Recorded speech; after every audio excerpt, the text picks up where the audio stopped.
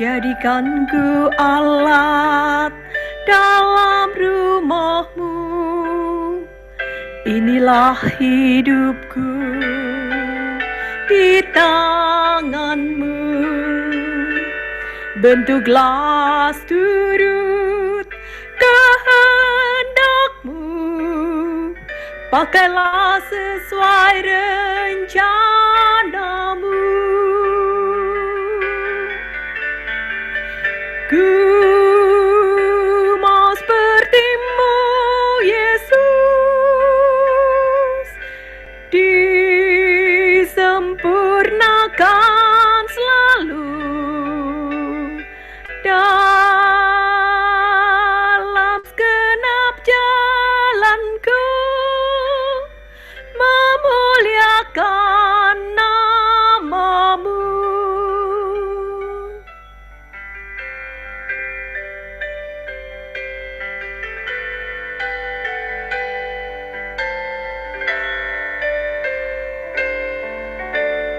Bagaikan bejana siap dibentuk, demikian hidupku di tangan-Mu. Dengan urapan kuasa Roh-Mu, ku dibaharui selalu.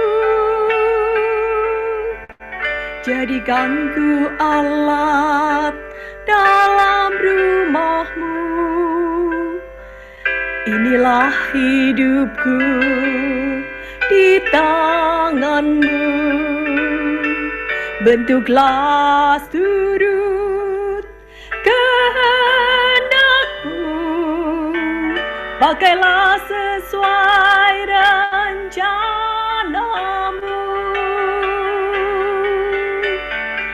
Ku mau seperti-Mu, Yesus, disempurnakan selalu dalam segenap jalanku, memuliakan nama-Mu.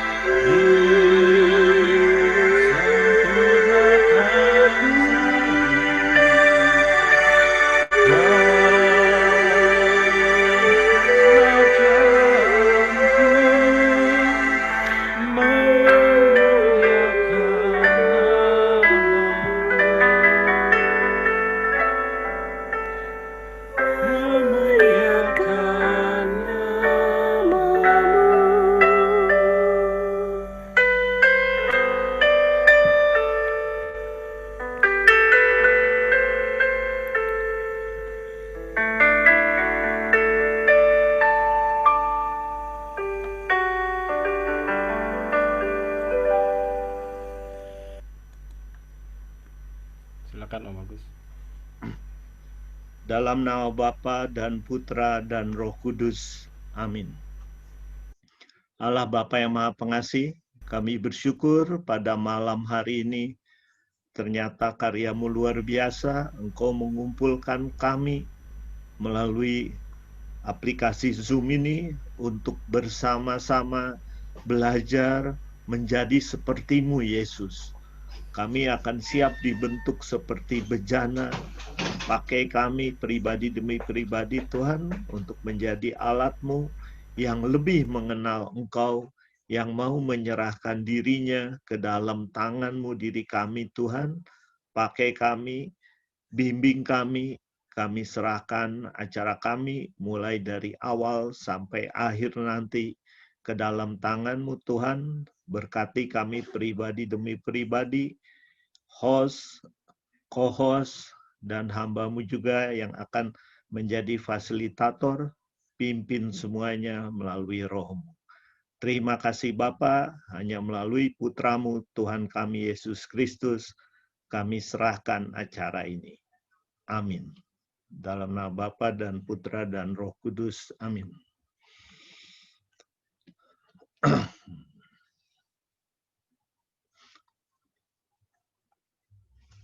Dari host ada lagi yang mau diumumkan, Pak Fran? Eh, untuk sementara serahkan ke Pak Agus langsung Ya, sampai oke. nanti akhir penutupan. Ya, terima kasih. Selamat malam, Bapak Ibu, teman-teman semua. Apa kabar? Ya, nah dalam kondisi kayak begini, ternyata Tuhan mengasihi kita, kita bisa berkumpul. Tadi suara saya juga tiba-tiba jadi bagus ya, saya nyanyi.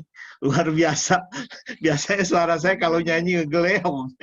Ada karena ada Bu Denelia. Nah, supaya tidak berpanjang lebar, saya akan langsung ke materi kita. Ya, kita masuk ke BKSN, Bulan Kitab Suci Nasional. Jadi bulan Kitab Suci Nasional ini di bulan sekarang, bulan September, kita memang di Indonesia diminta semua umat Katolik untuk mendalami Kitab Suci, untuk lebih memahami. Karena biasanya orang Katolik kalau ke gereja kan bawanya puji syukur, ya, nggak bawa Alkitab. Nah, walaupun di katedral disiapkan Alkitab, ya, tapi jarang dibuka juga. Nah, karena itu kita akan masuk. Pertama saya sebelum masuk ke BKSN-nya, saya akan memperkenalkan dulu mengenai Alkitab, ya. Kemudian baru kita masuk ke materi BKSN-nya. Saya akan share screen dulu sebentar.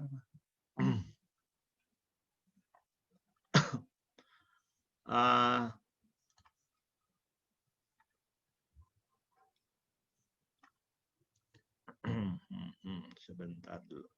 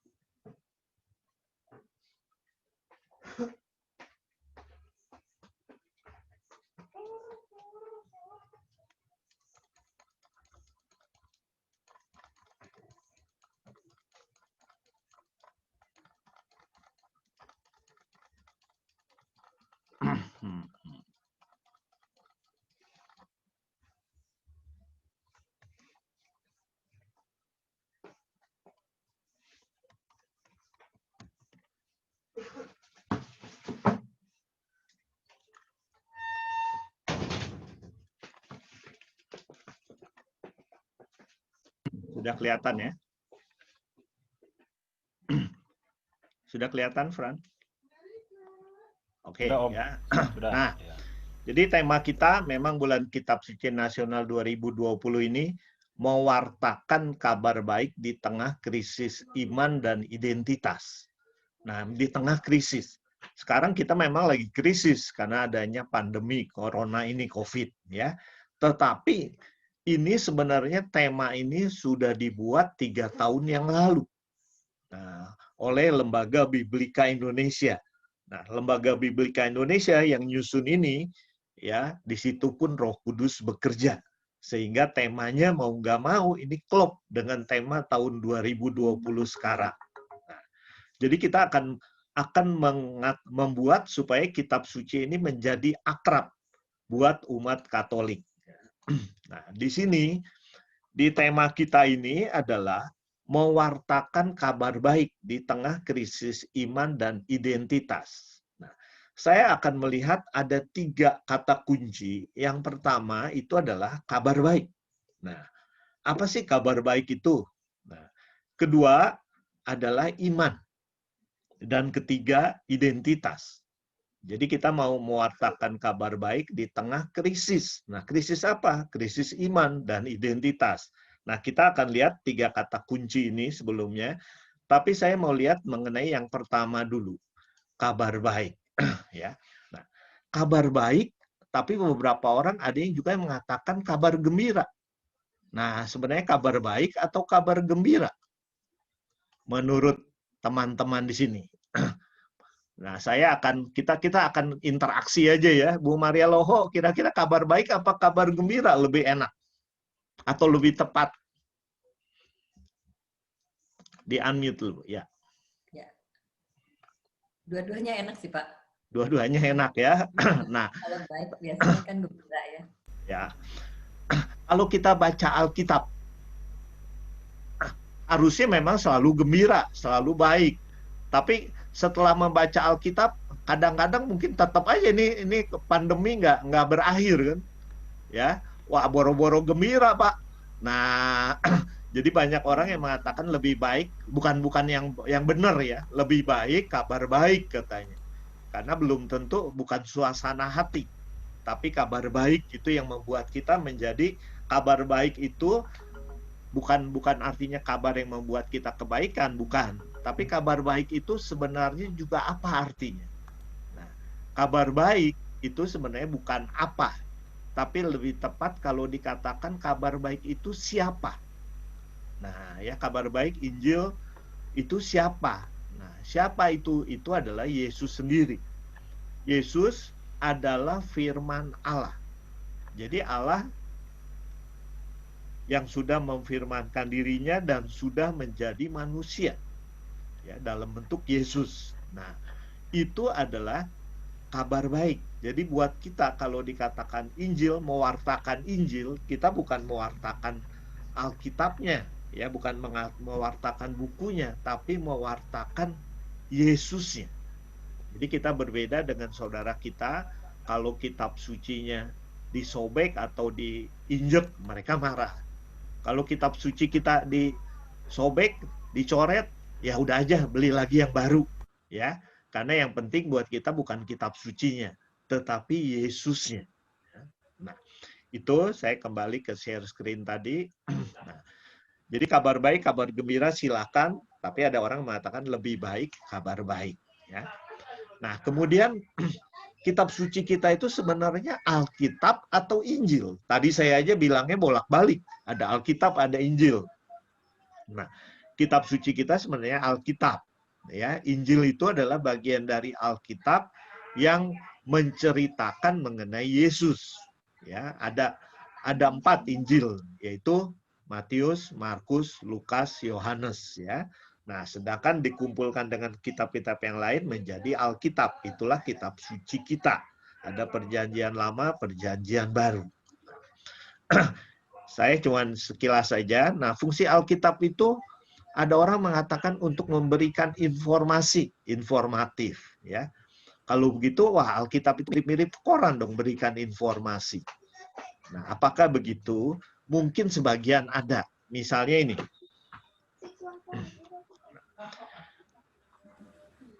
Ini misalnya. Siapa nabi yang kepalanya botak? Bapak Ibu siapa? Novi siapa? Nabi yang kepalanya botak. Nah, ini kan nggak penting, ya. Ini tidak terlalu penting. Ini kalau sekedar tahu, ini hanya informasi saja, ya. Ternyata Nabi Elisa itu ada di kitab 2 Raja-Raja bab 2 ayat 23. Di situ dikatakan begini. Elisa pergi dari sana ke Betel. Dan sedang ia mendaki, maka keluarlah anak-anak dari kota. Maka keluarlah anak-anak dari kota itu, lalu mencemoohkan dia, mencemoohkan Nabi Elisa, serta berseru kepadanya, naiklah botak, naiklah botak. Nah, inilah yang disebut Nabi Elisa itu sebenarnya kepalanya botak. Nah, ini bukan sesuatu yang penting buat kita. Itu hanya informasi aja. Oh, Nabi Elisa itu kepalanya botak. Tapi buat kita, yang lebih penting itu adalah Alkitab itu gunanya untuk mentransformasi kita.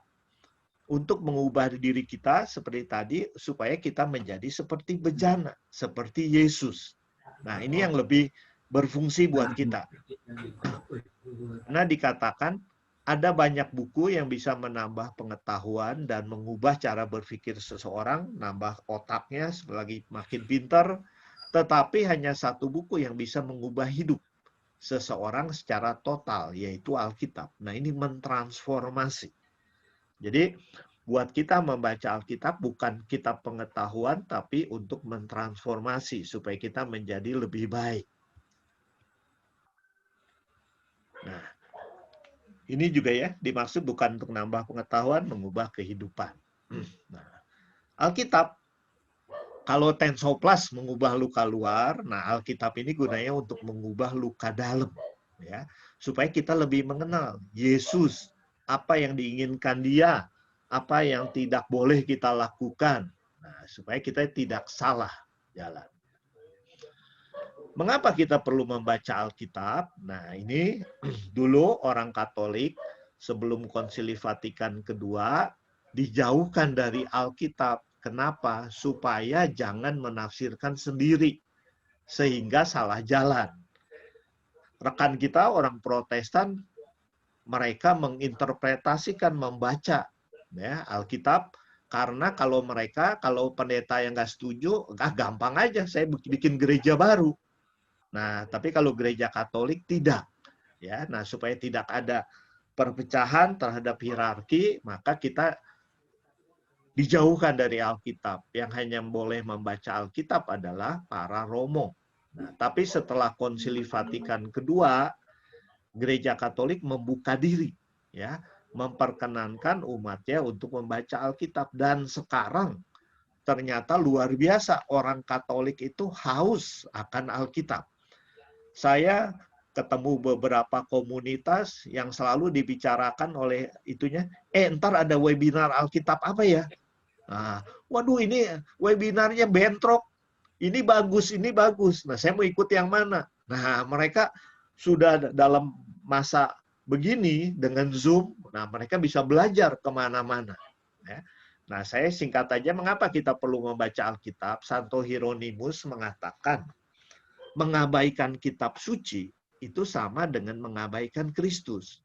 Kenapa? Ya di dalam kitab suci cerita tentang Kristus, apa yang Dia inginkan, apa yang Dia boleh, apa yang tidak boleh kita lakukan. Nah, jadi kalau kita nggak kenal, ya artinya saya ngaku Katolik tapi nggak kenal Alkitab, nggak pernah baca Alkitab, jadi saya tidak tahu apa yang diinginkan Kristus, ya nggak mengenal Kristus.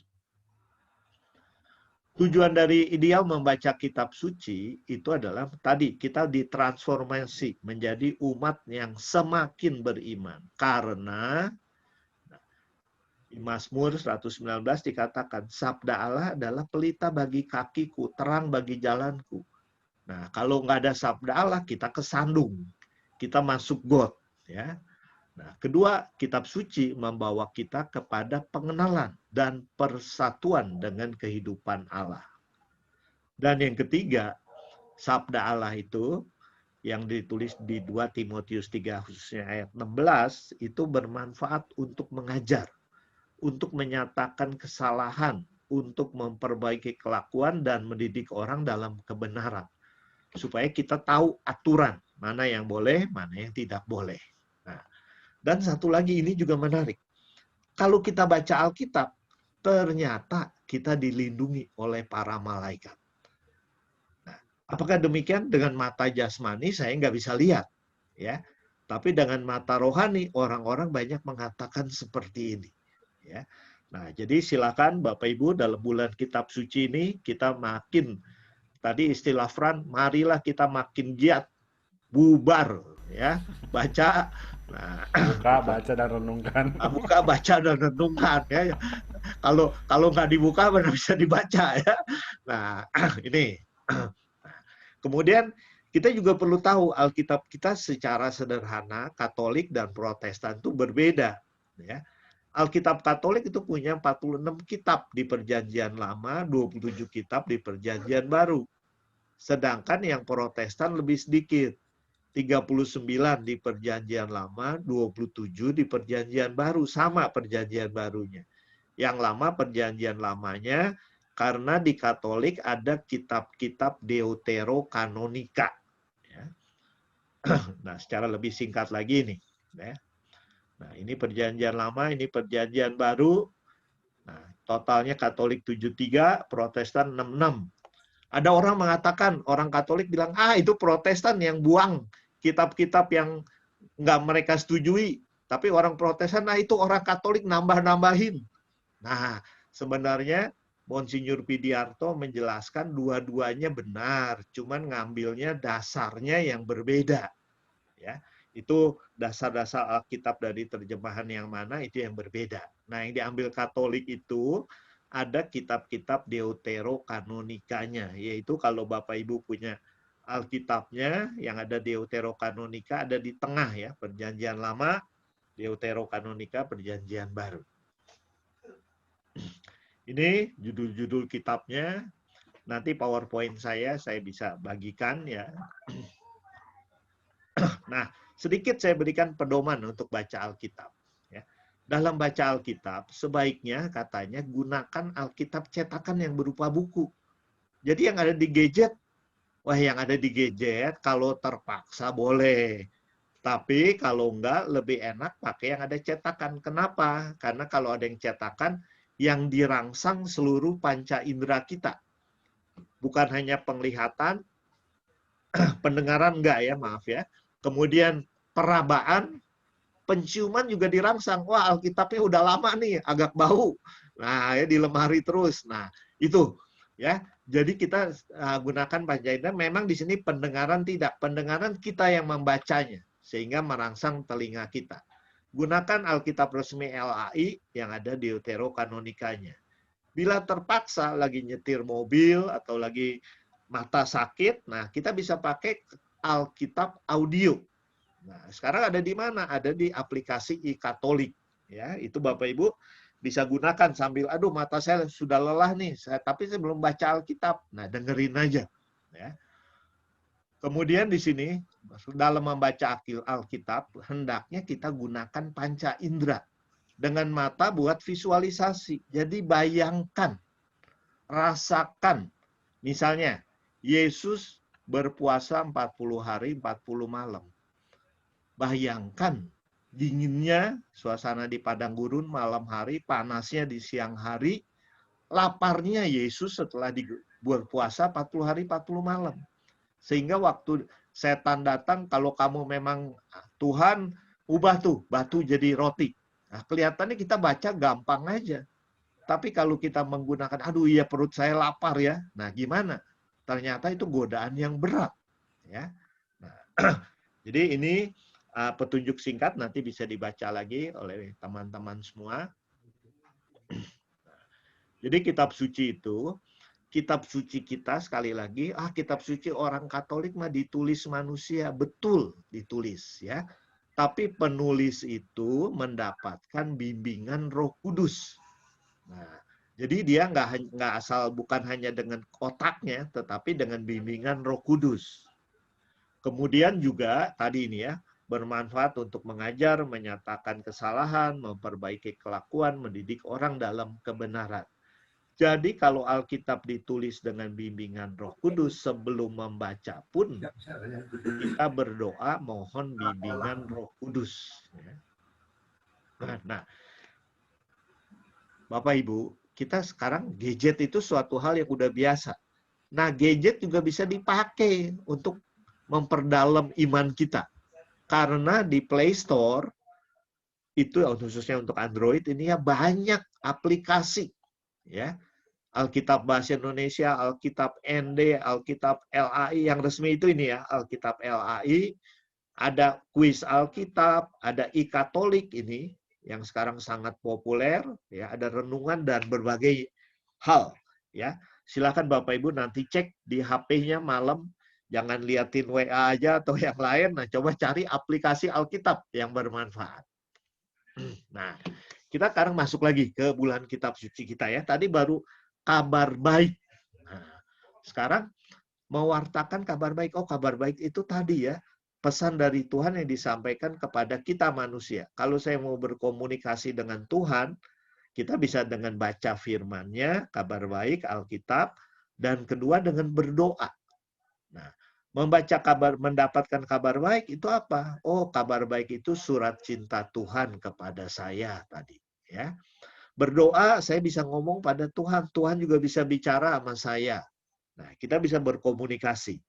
Nah, sekarang, apa itu iman dan krisis identitas? Nah, kalau misalnya di sini, tadi saya bilang ada Ibu Pauline yang orang lain nggak kenal. Mana Bu Pauline? Bu Pauline mana? Boleh angkat tangannya. Nah, sekarang kalau Bapak Ibu, Bu Novi, kenal nggak Bu Pauline?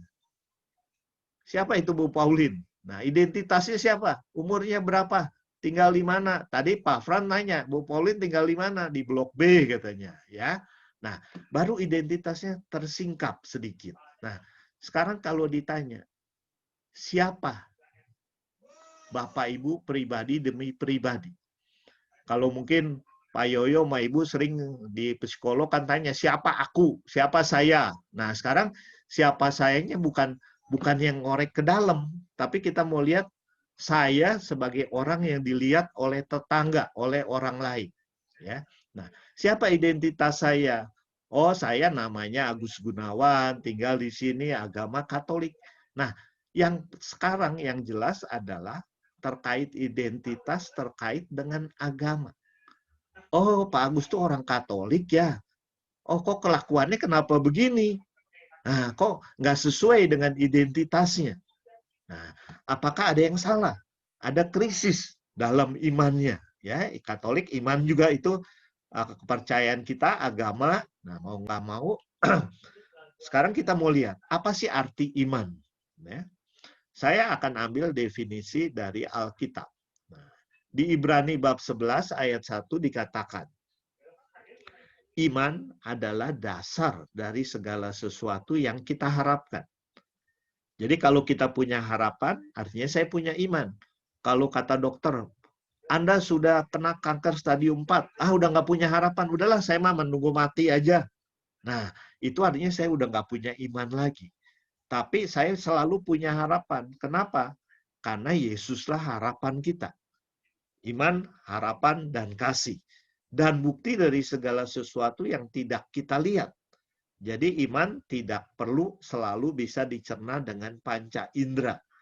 Ingat waktu Yesus bangkit, dia menampakkan diri di tengah murid-murid, Thomas tidak ada.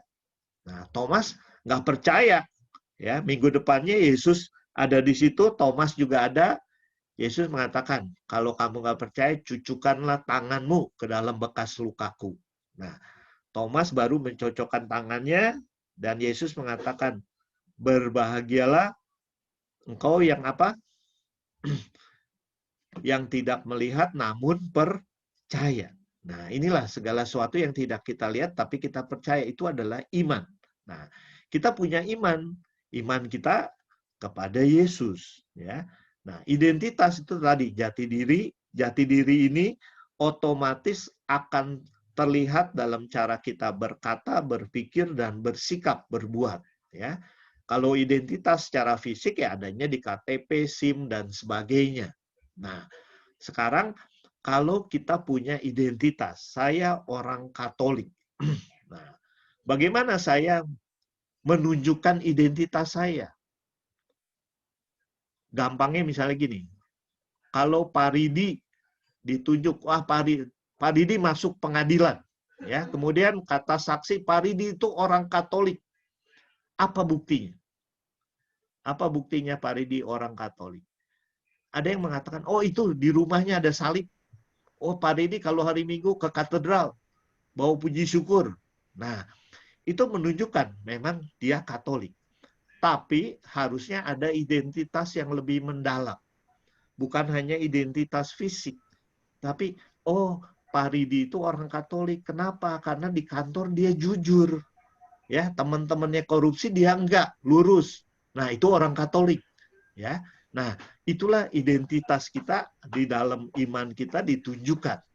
Nah, sekarang bagaimana orang-orang yang sedang krisis iman? Nah, krisis iman itu dia nggak sadar atau dia lupa, oh saya ini orang Katolik. Saya mudah melupakan iman saya melupakan identitas saya. Jadi karena dalam masa COVID ini pandemi, Wah, biasanya saya jujur. Waduh, karena kepepet ekonomi ini terpaksalah korupsi dikit.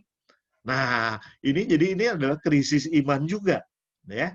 Kita jadi melupakan iman kita untuk kebutuhan perut. Nah, ada juga orang yang, aduh, saya punya pacar, agamanya lain. Tapi karena saya cinta sama dia, udahlah saya lupakan iman saya. Nah, ini juga krisis iman, ya.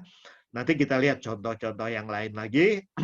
Di dalam BKSN ini kita akan melihat contoh-contoh itu nanti di sesi kedua, ketiga, dan seterusnya.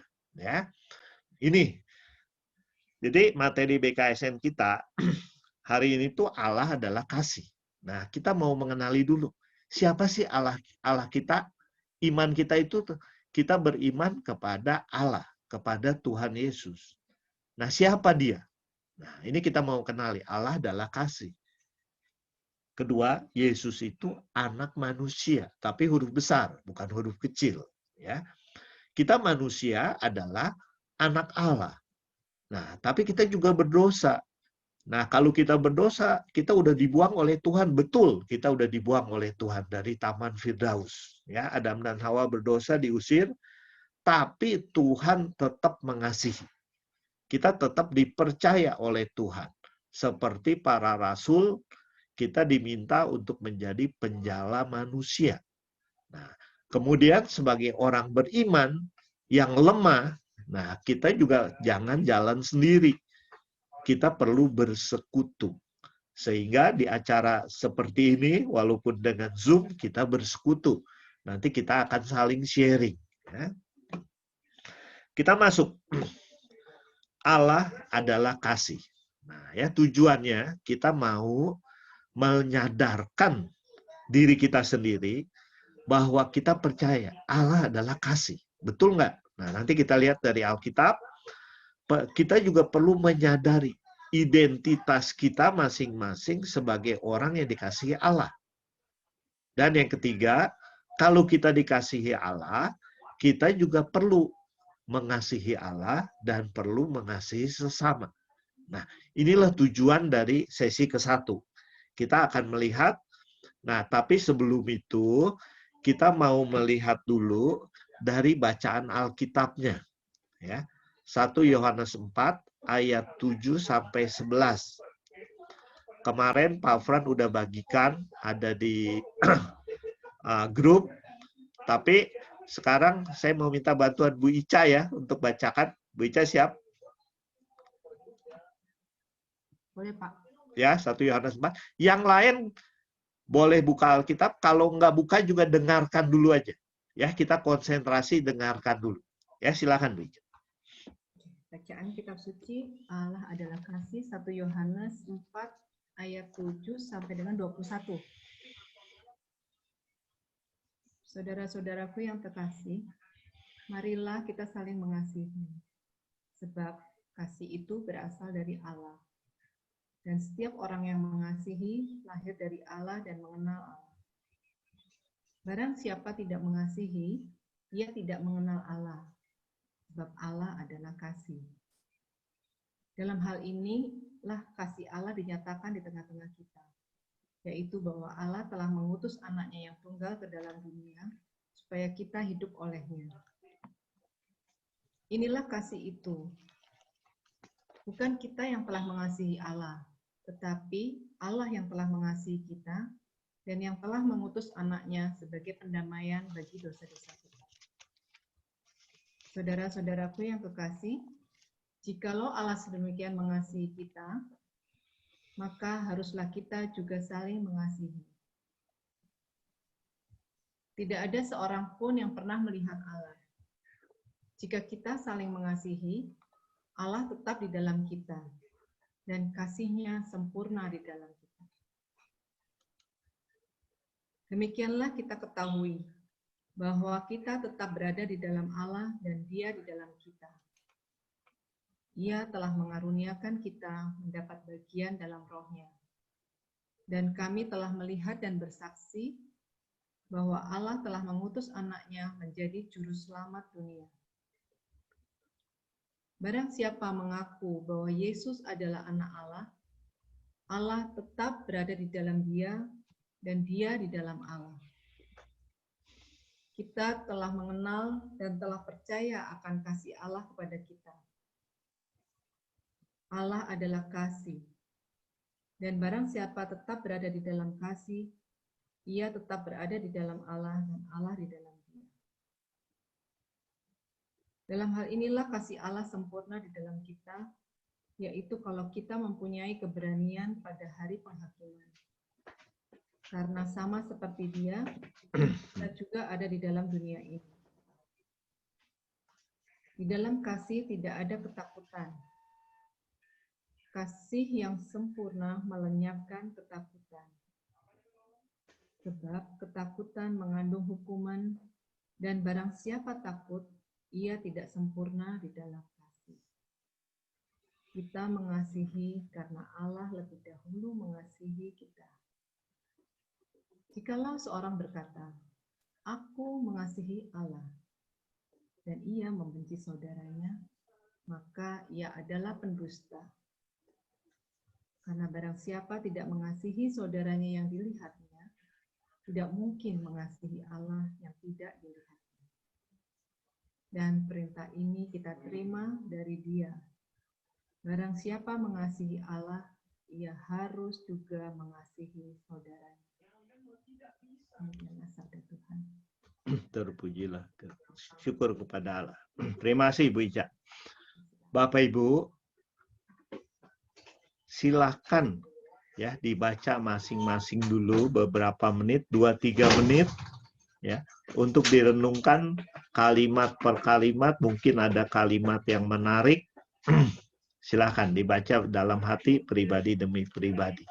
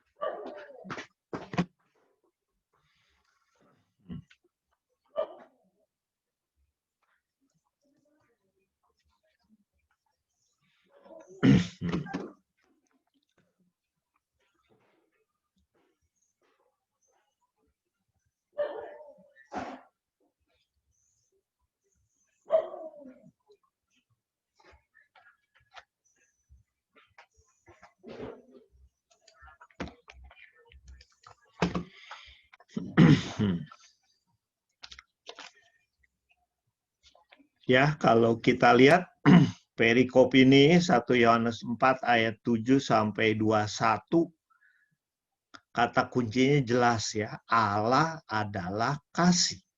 Nah, jadi kalau kita ditanya Siapa Allah? Allah adalah kasih. Nah, seperti apa kasih itu? Kalau saya dikatakan gini, kalau Allah adalah kasih, artinya yang punya kasih siapa? Yang punya kasih adalah Allah, ya. Yang sumber kasih adalah Allah.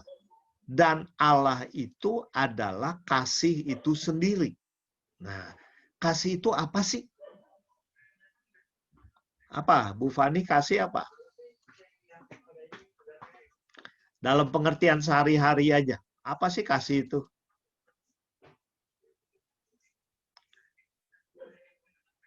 Silakan di-unmute dulu Bu Fani. Gak apa-apa, jawab dalam pengertian sehari-hari aja.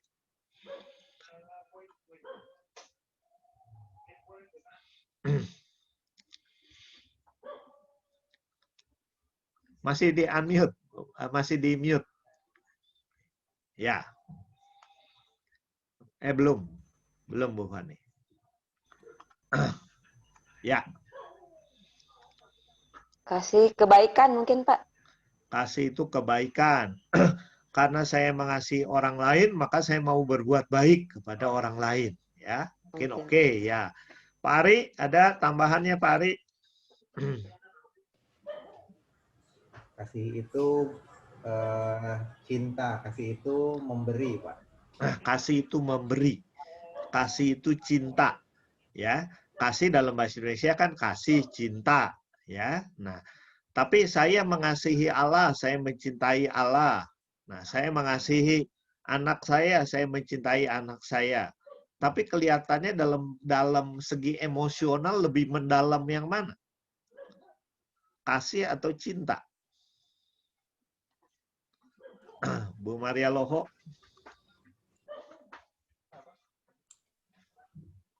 Kalau dari segi emosi, antara kasih dan cinta, kasih ya, mengasihi. Ya, ya. Nah, jadi kasih dengan cinta dalam bahasa Indonesia kan sama aja, ya. Nah, tetapi kita mau melihat ya bahwa tujuan kita adalah Allah adalah kasih. Nah, sebenarnya kalau dilihat secara itu sebelum kita melihat pendalaman nanti, kasih itu macam-macam, ya. Di kamus Alkitab, di iman Katolik itu dikatakan minimal ada 4 macam. Ada kasih yang berarti dalam bahasa Yunani, bahasa Yahudinya itu kasih itu eros. Eros ini berasal dari kata erotik, erotism ya. Nah, jadi kasih eros itu apa? Kasih antara laki-laki dan perempuan. Itu namanya eros. Nah, kemudian ada filia, ada storge. Ini kasih antara saudara, kakak dan adik. Storge itu kasih karena dia baik sama saya, karena saya bersahabat dengan dia. Nah, tetapi kalau Allah mengasihi manusia, kasih Allah itu adalah kasih agape. Nah, bukan kasih manusia yang biasa. Kalau kasih suami istri, abadi nggak? Maunya abadi, ya, karena kalau kasih antara adik dan kakak, wah, begitu orang tuanya meninggal, mereka rebutan harta karun. Ya, bukan orang Katolik ya, orang lain gitu ya. Nah, itu. Jadi kasihnya, kalau kasih yang lain itu gini, kalau kamu baik sama saya, maka saya akan baik sama kamu. Ya. Tapi kalau kamu macam-macam, tahu sendirilah. Nah, itu kasih eros, filia, storge, ya. Tapi kalau kasih Allah, kasih agape itu adalah walaupun kamu menyakiti saya tetap mengasihi kamu. Itu kasih agape. Jadi walaupun kamu membenci saya tetap mengasihi kamu. Kasih agape adalah kasih tanpa syarat. Ya. Tuhan Yesus waktu disalibkan, ya, dia di Golgota, sebelumnya udah dicambuk, dipukul. Di film kita lihat filmnya kan itu bagaimana Yesus menderita. Tapi apa yang Yesus katakan kepada orang-orang yang memukuli? Kepada Bapa dia katakan, ya Bapa ampunilah mereka. karena mereka tidak tahu apa yang mereka perbuat. Nah, itu adalah kasih agape. Kasih tanpa syarat apa-apa. Kalau kita biasanya, kalau kamu baik, saya baik. Kalau enggak, jangan macam-macam. Ya, nah itu kasih balas dendam gitu ya. Nah, ini kasih agape seperti itu. Sanggupkah kita memberikan kasih agape? Nah, ini yang jadi pertanyaan. Katanya kasih ibu kepada anaknya itu sepanjang masa. Nah, ya, itu udah mendekati dengan kasih Allah. Kasih tanpa syarat. Ibu katanya bisa memelihara 7 anaknya. Tapi kalau ibunya udah tua, 7 anak itu nggak bisa memelihara 1 orang ibu. Ya, malahan mereka, ya lu aja lah yang urus, lu aja yang urus. Nah, ini ya. Jadi kasih agape kita yang Allah itu adalah kasih tanpa syarat. Kasih yang sungguh-sungguh murni. Ya. Nah, kemudian kita juga mau lihat, siapa yang lebih dahulu mengasihi? Allah mengasihi manusia atau kita mengasihi Allah? Mana yang lebih dulu? Wah, Tuhan baik sama saya karena saya mengasihi Dia. Saya berdoa tiap malam, saya ke gereja tiap minggu, saya novena. Nah, apakah betul begitu? Nah, yang betul adalah Allah yang lebih dulu mengasihi kita. Tadi ingat, Adam dan Hawa diusir ya karena berdosa, tapi Yesus nggak tinggal diam. Ya, Allah Bapa nggak tinggal diam. Dia mengutus Yesus putra tunggalnya untuk datang ke dunia untuk menyelamatkan manusia. Nah, kenapa Yesus mau menyelamatkan manusia? Karena manusia berjasa? Bu Paulin, karena manusia berjasa kah Yesus mau datang ke dunia? Gimana? Tidak. Tidak, ya. Karena apa, Bu?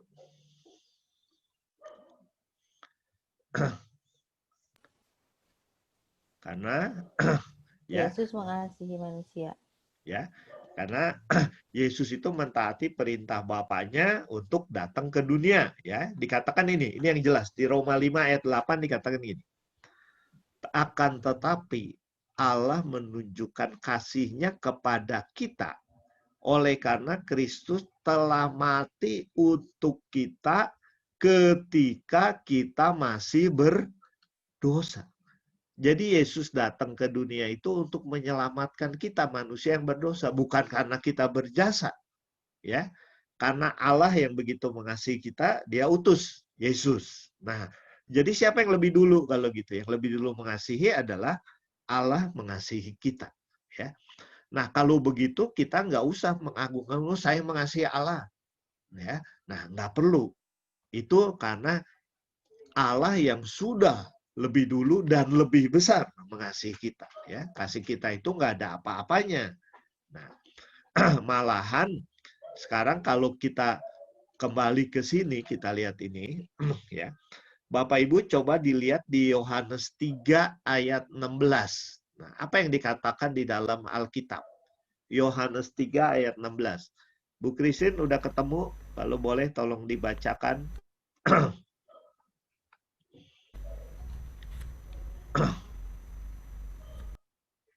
Tolong di-unmute dulu, Bu.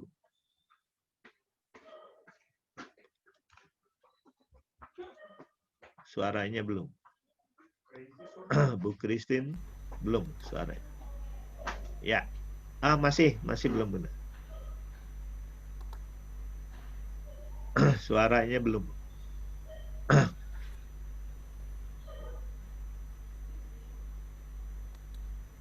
Bu Denelia udah? Yohanes 3 ayat 16, Bu Christine enggak. Ya, tolong. Kok nggak bisa juga? Suaranya Fran kok nggak bisa di-unmute? Karena begitu besar kasih Karena Allah. begitu. Udah. Ya, ayo salah satu. Ya, Bu Denelia. Karena begitu besar kasih Allah akan dunia ini, sehingga Ia telah mengaruniakan anaknya yang tunggal, supaya setiap orang yang percaya kepadanya tidak binasa, melainkan beroleh hidup yang kekal. Ya, itulah Yohanes 3 ayat 16. Allah mengutus Yesus putra tunggalnya. Kenapa? Karena begitu besar kasihnya kepada kita. Ya, sehingga kita akan selamat. Tapi syaratnya apa? Barang siapa percaya kepadanya. Ya. Nah, artinya sekarang sumber iman Katolik itu apa, Bapak Ibu? Apa yang membuat kita bisa selamat? Apakah karena kita berbuat baik? Karena kita melakukan hukum kasih? Karena apa?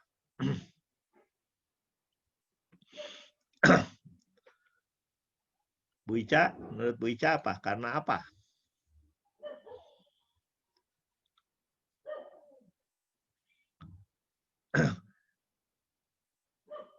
Jadi iman Katolik kita itu apa sebenarnya yang menyelamatkan kita? Pak Didi, ada pendapat? Karena kita percaya kepada Tuhan Yesus dan mengikuti perintah-perintahnya. Ya, kita percaya dan mengikuti perintahnya. Artinya, kita harus percaya bahwa Yesus adalah juru selamatku. Yesus adalah Tuhanku. Nah, jadi cukup dengan percaya itu kita akan selamat. Ya, seperti yang penjahat yang disalibkan bersama Yesus kan? Ya. Nanti kalau engkau bersama-sama dengan engkau adalah orang yang tidak bersalah, kami bersalah. Nah, kata Yesus, hari ini juga engkau akan bersama dengan aku di Firdaus. Nah, jadi orang yang mau bertobat dan mengakui kealahan Yesus, Yesus itu Allah, ya, dan Yesus adalah juru selamatku. Nah, jadi kita harus mengatakan begini, apakah Yesus juru selamat, atau begini, kalau orang Katolik ditanya, siapa Yesus buat Anda? Orang mengatakan, oh Yesus itu Tuhanku. Enggak, Yesus itu Tuhan. Yesus itu juru selamat. Betul nggak? Betul. Tapi betulnya setengah. Nah, kalau Yesus itu Tuhan, Yesus itu juru selamat, kamu sudah diselamatkan belum? Orang Katolik biasanya gini, garuk-garuk kepala, udah belum ya? Udah belum ya? Nah, karena ragu-ragu. Karena iman kita nggak mengerti.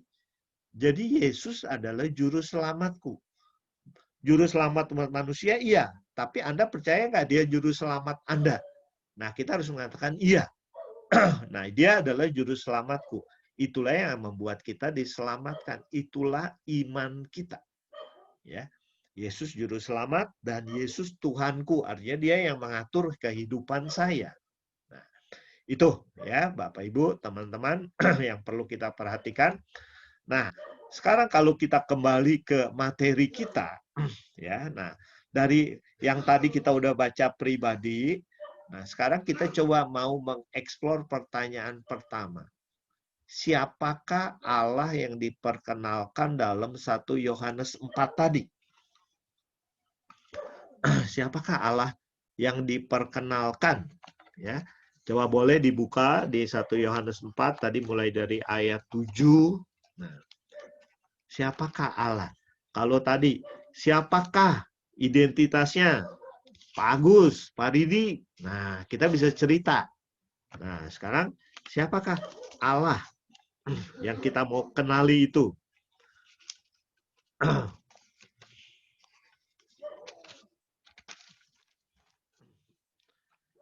Pak Jimmy, belum kedengaran suaranya.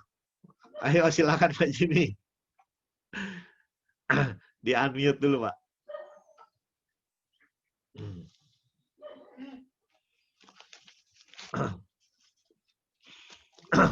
Ya. Di-unmute, Om. Ya, udah. Oh, belum ya? Oh. Coba di-unmute dulu, Om. Kalau kan nggak bisa nyanyi nih.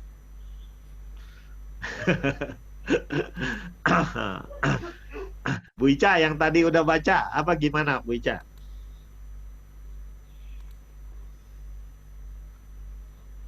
Allah adalah kasih, Pak. Allah adalah kasih. Nah, kalau ditanya, kasih itu seperti apa sih? Nah, Kasih itu kata sifat atau kata benda atau kata kerja? Kasih, cinta. Kata sifat. Ya, kata sifat kalau mengasihi, ada juga kata bendanya juga kan? Ya, patah hati. Nah, tapi harusnya kasih buat kita itu adalah kasih yang berupa kata kerja. Maksudnya kasih yang sudah jadi tindakan. Ada istilah love in action. Ya, jadi bukan hanya ucapan saja. Misalnya gini, ada orang karyawan saya datang kepada saya, Pak Agus, anak saya sakit, ya, dan kami lagi nggak punya uang, dia harus dioperasi. Oh, tenang aja, saya doakan, saya dukung doa. Nah, kira-kira gimana kalau begitu? Membantu nggak? Nggak membantu, ya. Yang dia butuhkan adalah sekarang anak saya mau dioperasi, saya butuh uang. Nah, jadi ya actionnya adalah saya harus kasih pinjam uang, atau mungkin kasih pinjam kendaraan untuk bawa ke rumah sakit. Nah, itulah love in action. Ya, bukan oke, saya doakan, doain aja nggak cukup, ya. Tapi harus disertai dengan tindakan nyatanya. Karena di Korea dulu ada pemimpin-pemimpin gereja Katolik itu retret di Korea. Saya lupa namanya apa. Di sana itu ada satu tempat yang lebih luas dari Cikanyere. Ya. Di sana ada rumah sakit orang-orang tua, orang-orang yang menderita, yang kena sakit berat. Dan di sana peserta retret itu ngapain? Peserta retret praktek memandikan orang sakit, menyuapi, dan sebagainya. Nah, mereka belajar bagaimana mengasihi dengan tindakan nyata. Nah, itu yang mereka pelajari. Bukan kita retret dengerin Romo khotbah gitu ya, bukan. Romo ngajar, tapi praktek. Oh, namanya kotonge, saya ingat, kotonge. Nah, kotonge itu dibentuk karena ada seorang pengemis, setiap hari ngemis, minta nasi, minta uang. Setelah itu ternyata dia tinggalnya di kolong jembatan. Setelah diteliti oleh satu pastor, itu ternyata dia itu di bawah kolong jembatan punya anak asuh puluhan. Ya, dia cari nasi, cari uang untuk memberi makan anak itu. Nah, akhirnya bukan pastor, bruder ya. Bruder itu akhirnya mengkoordinir umat Katolik, nah mendirikan semacam biara. Nah, akhirnya itu menjadi kotonge, ya. Jadi di sanalah tempat orang-orang sekarang praktek untuk love in action. Nah, itu. Jadi Allah adalah kasih. Nah, kasihnya apa? Ya kasihnya dalam tindakan nyata. Jadi kita perlu mengenali Allah dalam wujud. Allah kita adalah Allah yang hidup. Ya. Jadi bukan hanya Allah yang ada di awang-awang. Tapi kita bisa lihat, oh dalam tindakan nyata. Nah, mungkin Bu Ica ada tambahan, ada bisa sharing atau apa? Mungkin di Bapak Ibu ada yang mau sharing dulu. Allah adalah kasih. Oke, saya boleh bicara, Pak? Ya, silakan. Silakan Pak Yo. Menurut saya, kalau kita bicara tentang rasa, itu ada emosi ya. Emosi itu bisa senang, bisa tidak. Ya. Bisa senang, bisa tidak, karena situasional. Tapi kalau yang namanya kasih, saya tidak menganggap bahwa kata kerja salah. Tapi menurut saya kasih itu sikap. Sikap kita. Mengapa? Karena apa yang kita katakan, apa yang kita pikirkan, apa yang kita lakukan, itu kalau memang bersumber dari kasih, pasti beda. Ya. Bekerja saya membantu orang. Saya membantu orang dengan kasih bisa, saya membantu orang tanpa kasih juga bisa. Betul. Ya, tetapi kalau kasih, misalnya, katakanlah, saya cemburu, tapi saya tetap mengasihi, bukan jadi membenci. Mungkin juga saya mengecewakan, lalu karena kecewa marah dia. Tapi kalau saya mengasihi, saya tidak akan menabrak kemarahan itu dengan kemarahan. Jadi kalau pandangan saya, kasih itu sikap. Mengapa begitu? Tadi ada kata-kata yang disampaikan oleh Pak Agus, Allah mengasihi kita bahkan ketika kita masih berdosa. Ya, kalau bukan karena sikap, maka orang yang berdosa itu mesti kita benci. Ya. Ya kan? Jadi kalau Yesus turun dari surga untuk manusia bukan karena manusia memberi harapan pada Allah, bukan karena manusia pasti akan bertobat, enggak. Tapi karena kasih Allah itu, Allah bisa membuka mata kita untuk bertobat. Jadi kalau misalnya ya, tapi ini pendapat saya misalnya, kalau saya mengasihi, apapun yang dia lakukan ya saya tetap mengasihi. Ya. Bahkan diterjemahkan bukan kasih, itu urusan dia. Ya, kalau saya memberi sesuatu dianggap terlampau kecil, itu urusan dia. Tapi saya memberinya itu penuh dengan kasih. Jadi kalau dengan pemikiran ini, saya merasa saya tidak mudah terpancing untuk menjadi benci, menjadi marah, menjadi tersinggung, atau menjadi tidak peduli. Karena kalau sikap saya kasih, tidak akan menyentuh ke situ. Ya. Tapi ini pendapat ya Pak. Oke, terima kasih Pak Yoyo. Ya, betul ya kata Pak Yoyo ya, sikap ya. Nah, saya lebih membawa ke dalam tindakan awamnya aja gitu Pak. Sikap itu ya dalam kelakuan ya, dalam tindakan ya. Terima kasih Pak Yoyo. Ada lagi yang mau tambahkan? Pak Frans sendiri, kalau mau tambahin Frans. Silakan Pak Frans. Ya mungkin sama aja ya, kata Pak Yoyo juga gitu loh. Ya kita perlu ada sikap dulu gitu loh, supaya kita bisa melakukan tindakan itu gitu kan. Kalau tidak ada sikap mengasihi itu ya kayaknya susah ya. Pasti kan kita akan lebih jadinya seperti tadi Om Agus bilang gitu kan, bahwa ini pasti ada maunya nih gitu kan. Kalau kita tidak ada sikap untuk mengasihi, ya mengasihinya seperti apa ya, seperti Kristus, seperti Yesus telah mengasihi kita gitu kan. Kalau tidak ada sikap seperti itu, saya pikir kita ada tujuan tertentu lah gitu loh kepada orang gitu ya. Misalnya mau berbuat baik juga, kayaknya ada udang di balik lempai itu gitu loh. Menurut saya sih begitu gitu. Jadi mungkin didahului dengan adanya sikap gitu. Tindakan, baru tindakan gitu.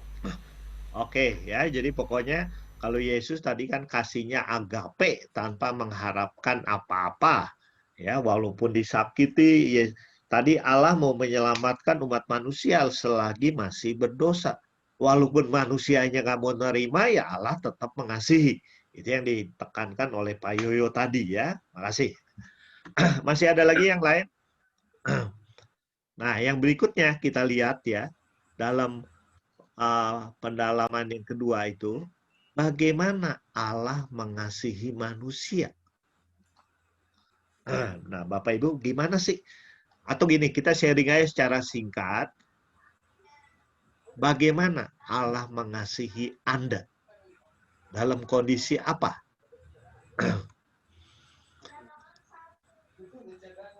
Bu Trisya, Allah mengasihi Bu Trisya. Iya, Pak. Ya, nah misalnya dalam bentuk apa Allah mengasihi Bu Trisya secara khusus dulu? Apa ya? Kalau saya sebagai pembunuh, Allah mengasihi saya. Allah itu memelihara saya dan keluarga dari sejak saya ditinggal ayah gitu. Jadi kami tetap berkecukupan tanpa harus merasa jatuh dalam kesusahan walaupun ditinggal ayah sejak muda, tapi sepertinya Tuhan selalu memberi jalan sampai saat ini. Ya. Tuhan memberi jalan, malahan jalan yang nggak kepikir gitu ya. Betul. Ya. Oke. Bu Christine. Allah mengasihi Bu Christine. Iya. Ya, nah seperti apa misalnya? Aduh, banyak banget ya. Mm-hmm. Dikasih. Saya ini merantau di Bogor sendiri, nggak ada saudara. Keluarga suami semuanya Kristen. Saya sendiri yang Katolik. Tapi Tuhan mengasihi saya, apa ya? Hingga saya tuh bisa membawa keluarga saya, terutama anak-anak ya Pak, Katolik semua. Ya, oke, ya jadi bertahan dalam iman ya. Ya. Walaupun di lingkungan minoritas gitu ya, ibu minoritas jadinya kan di keluarga ya. Oke, Pak Artono udah sampai rumah? Apa masih nyetir? Pak Keng ada tanggapan? Bagaimana Allah mengasihi Pak Keng? Silakan Pak Keng.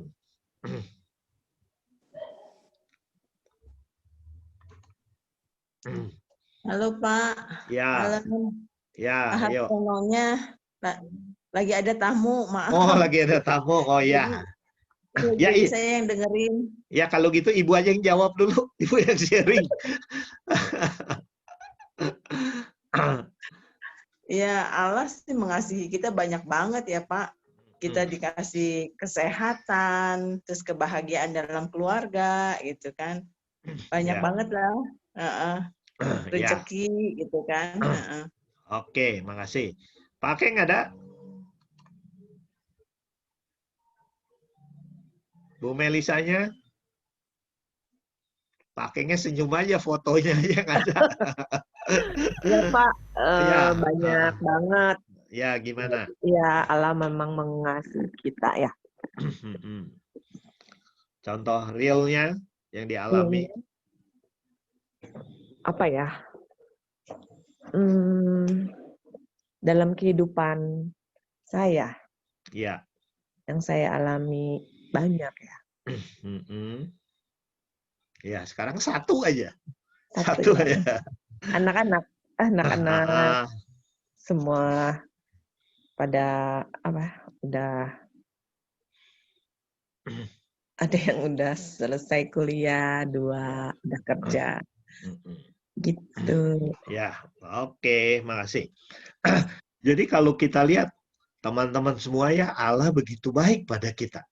Nah, kalau tadi secara umum, tadi pertanyaan itu begini, bagaimana caranya Allah mengasihi kita? Nah, how? Jadi Allah mengasihi kita gimana? Tadi secara umum kita katakan banyak, ya. Dia sudah memberi saya jalan keluar pada saat kepepet, pada saat begini. Nah, kadang-kadang bagaimana caranya? Ya, kadang-kadang kita nggak tahu. Ya, Allah yang memberikan caranya secara khusus. Kalau di sini dikatakan, karena di ayat 9 katakan dalam hal ini kasih Allah dinyatakan di tengah-tengah. Yaitu kalau secara umum di situ Allah mengasihi kita karena Dia sudah mengutus Yesus, Yohanes 13 ayat 6 tadi, untuk menyelamatkan kita. Ya, itu secara umum, ya, secara general. Tapi secara khusus ke dalam diri kita pribadi-pribadi banyak yang sudah Allah lakukan. Ya, tapi itu adalah hal terbesar. Karya terbesar yang sudah Allah lakukan adalah Dia mengutus Yesus untuk menyelamatkan kita. Ya, nah itu. Kemudian kalau secara mikro buat diri kita pribadi, kita nggak tahu. Ya, secara hal yang lebih khusus. Sebenarnya karya terbesar yang sudah dilakukan adalah dengan Yesus yang mau mati di salib. Tapi bukan hanya mati. Kalau hanya mati nggak ada gunanya. Tapi Yesus mati dan bangkit, ya. Itulah yang bangkitnya, jangan dilupakan karena Yesus bangkit artinya mengalahkan maut. Nah, memberi kita kehidupan kekal. Masih ada yang lain? Ya, kalau kita lanjutkan ke yang ketiga dikatakan begini pertanyaan. Mengapa sekarang kita harus mengasihi, saling mengasihi? Nah,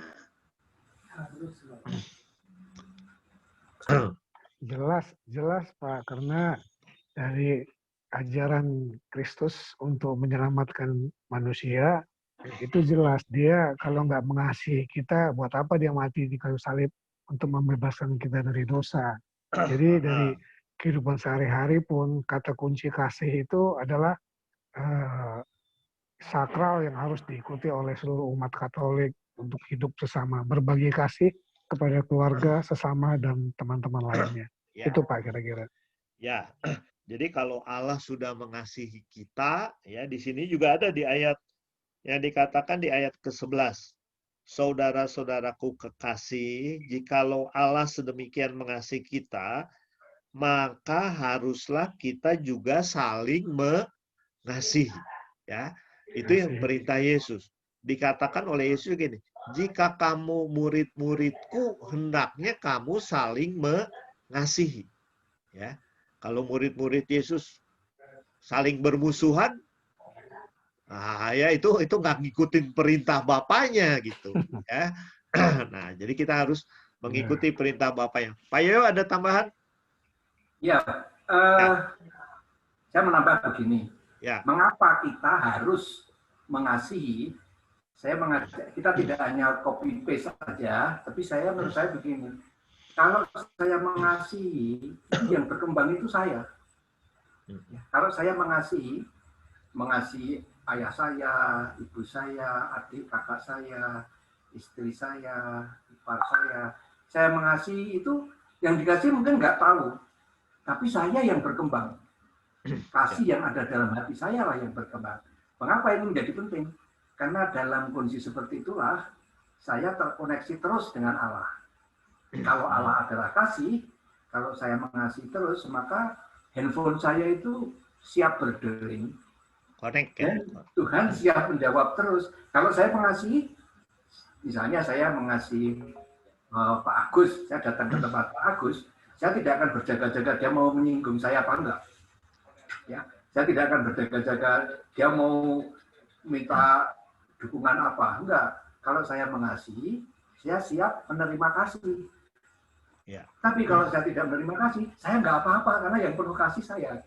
Jadi menurut saya pertanyaan itu bisa juga kita pikirkan sebagai harapan gereja agar kita melatih diri terus-menerus penuh kasih. Dengan demikian kontak kita dengan Tuhan pulsanya cukup gitu. Ya, oke, makasih Pak Yo. Jadi itu melatih kita sebagai manusia yang punya kehendak bebas ya untuk terus kita semakin connect. Kalau kita mau ngasih orang kita nggak punya kasih, kita minta pada Allah ini karena Allah adalah kasih ya. Jadi kita Pak Yo lebih menekankan kepada akunya. Tapi Pak Yo katakan ini Bu Ica aja, Bu Ica. Nah, Bu Ica gimana? Mengasihi sesama, menurut Bu Ica seperti apa? Iya, karena tadi dasarnya karena Tuhan sudah begitu mengasihi gitu ya Pak. Jadi dan itu juga menjadi satu, tadi kan kembali ke identitas. Kalau kita memang mengaku Tuhan, kita percaya Tuhan adalah mengimani gitu ya, berarti kita juga harus mempraktekkan itu, memunculkan identitas bahwa kita anak Allah, maksudnya mengimani gitu, sehingga kita harus juga mengikuti cara-cara yang ditentukan oleh Allah. Ya, karena kita mengaku kita murid atau anak Allah, gitu ya. Jadi maka kita juga harus membuktikan gitu ya identitas kita sebagai anak Allah. Nah, sekarang kalau saya mau lanjutkan, saya mau lihat ini dulu sebentar.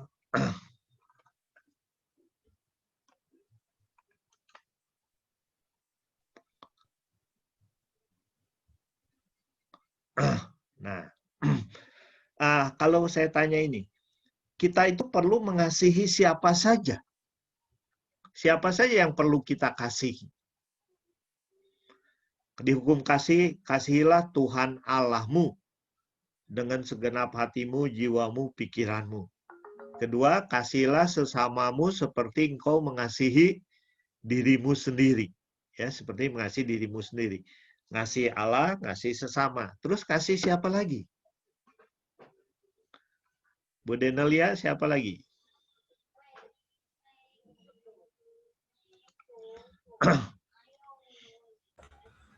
Baik Pak, saya coba jawab. Ya. Kedengeran jelas ya? Kedengeran Bu. Kita mesti mengasihi siapa saja. Kalau buat saya, mungkin saya harus lebih keras lagi ya. Kalau buat saya, kita perlu mengasihi. Karena bagi saya, kodratnya ciptaan, setiap kodratnya ciptaan itu adalah kasih. Karena Allah sendiri adalah kasih. Maka siapapun yang diciptakan oleh beliau itu kasih adanya. Sehingga mengasihi bukanlah semata-mata keharusan, melainkan keperluan. Kita perlu untuk mengekspresikan, gitu ya, mengekspresikan diri. Kasih yang bukan semata-mata hanya perasaan. Dan kemudian kepada siapa kita perlu mengasihi dalam penghayatan saya, tentu kepada semua ciptaan. Ya, berkaitan juga dengan APP kita yang kemarin, AAP yang kemarin, betapa kita selama ini cenderung terfokus pada antroposentris gitu kan ya. Yang kita kasih yang namanya sesama yang homo sapiens, manusia aja gitu kan ya. Bahkan primata yang lain kita nggak perlu ngomong itu kita kasih apa enggak. Tapi sejalan juga dengan ensiklik Laudato Si, sejalan juga dengan segala APP dan AAP yang lainnya. Menurut saya yang kita perlu kasih adalah semesta ciptaan, baik yang berwujud manusia ataupun non manusia, baik yang makhluk hidup ataupun yang bukan makhluk hidup. Karena sebetulnya kan kehidupan kita interdependen antar sesama makhluk ya. Peri kemahlukan kalau Bapak Monsinyur Kardinal Ignatius mengatakannya kan peri kemahlukan. Jadi kalau kita mengasihi sesama ciptaan yang mana saja, tentu itu akan juga berkaitan dengan kita mengasihi manusia juga. Karena contoh, apakah kita sayang kepada anak cucu buyut kita? Barangkali buyut kita nggak bisa lihat, gitu ya. Cucu aja belum tentu kita bisa lihat. Tapi kalau kita rawat lingkungan, berarti kita memberikan warisan yang sangat berharga, wujud kasih kita. Nah, yang kali ini saya terinspirasi oleh pepatah Tiongkok ya, pepatah Chinese yang mengatakan bahwa bumi ini bukanlah kita wariskan, melainkan kita berhutang dari anak cucu kita. Semacam itu. Jadi wujud kasih bagi saya tidak melulu terfokus ke antroposentris, tapi juga ke segenap ciptaan, Pak. Terima kasih. Ya, terima kasih, Bu Agnes. Jadi memang kalau di dalam Alkitab kan kasih Tuhan Allahmu, kasihlah sesamamu, tapi sesama juga termasuk musuh. Ya, kasihilah musuhmu dan berdoalah untuk mereka yang menyakiti kamu. Nah, ya, itu memang seperti katakan Vincent tadi masih antropologi ya. Nah, masih kepada manusia. Nah, tetapi kemarin saya ikut terkait dengan lingkungan itu Laudato Si dengan Romo Ferry yang di Bandung ya. Nah, dia mengatakan ajaran-ajaran agama kita itu betul, kita lebih banyak mengasihi sesama manusia. Nggak salah, kata dia. Tapi tadi Bu Inzat mengatakan, ya kita harus mengasihi siapa saja. Ya, lingkungan kita, alam semesta, hewan, ya malahan makhluk lain. Makhluk lain itu, kita juga kan mendoakan arwah ya yang sudah ada di dunia lain. Nah, jadi kalau ditanya kita perlu mendoakan siapa? Kita perlu melayani siapa? Jawaban saya, melayani Coca-Cola. Di mana saja, kapan saja, siapa saja. Ya, itu ya. Jadi melayani dengan prinsip Coca-Cola. Nah, jadi kita tidak pandang bulu. Contoh yang jelas adalah Ibu Teresa, kan, Santa Teresa sekarang ya. Dia orang Katolik, orang Albania, tapi melayani orang Hindu kasta terendah di India. Nah, apa yang dia harapkan? Dia nggak mengharapkan apa-apa. Karena dia mengatakan, saya cuma ikutin Tuhan Yesus. Saya cuma pensil yang ada di tangan Tuhan Yesus. Yesus yang menggerakkan saya. Saya disuruh apa, saya lakukan. Ya, oke, terima kasih, Zan. Jadi siapa saja, ya, bukan hanya manusia, golongan-golongan kita. Nah, tapi kalau ada kucing di rumah, jangan kucing ditendang gitu ya.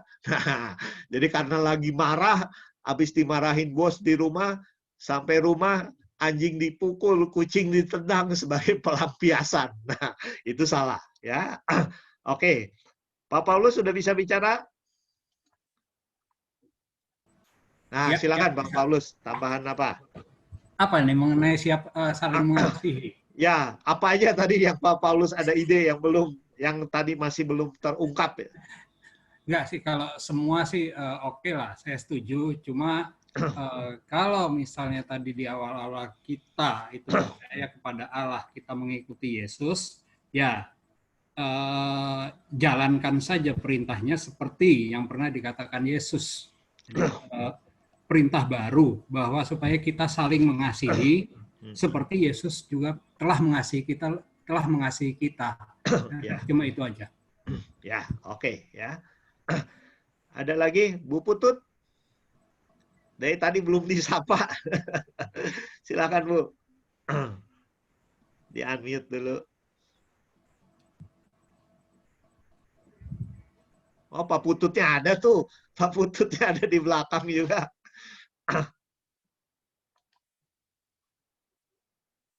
Pak Putut? Bu, bisa di... ya. Okay. Sudah ya, Pak? Ya, sudah. Ada Pak Pututnya, ada nih. Ya, ayo Ibu dulu. Pak Putut dulu deh. Ntar aku ngelengkapin. Ya, ayo siapa dulu? Saya ya, Pak. Ya. Tadi saya tidak membahas saya tidak mau yang 3 kayaknya udah lengkap menurut saya. Yang pertanyaan nomor 3 itu siapa saja yang perlu kita kasihi. Menurut saya sudah lengkap semua. Kalau dari catatan saya ya, Pak.